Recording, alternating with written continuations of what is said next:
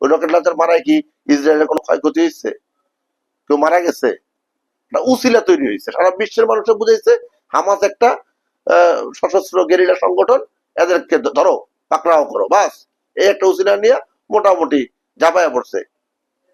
আর মুসলিম দেশগুলি তো মোটামুটি ইয়া নিয়া, সরাবান তাহুরা নিয়া ব্যস্ত আছে, সবকিছু আছে তাদের, আছে না?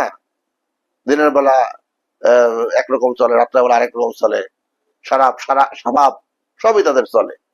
কোথায় গাজার ছোট ছোট শিশুরা কান্নায় ভেঙে পড়ছে, ছোট ছোট বাচ্চারা সেই বিল্ডিং এর ভিতরে আটকা পড়ছে, যারা সেখানে যে কোনো সময় মারা যাবে, মায়েরা মারা যাচ্ছে, বোনেরা মারা যাচ্ছে, সে বিষয়ে কারো কোনো প্রক্ষেপ নাই, কোনো বক্তব্য নাই।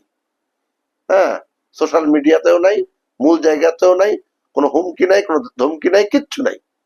জাতিসংঘ মহাসচিব বাদ বক্তব্য দিয়ে যাচ্ছে,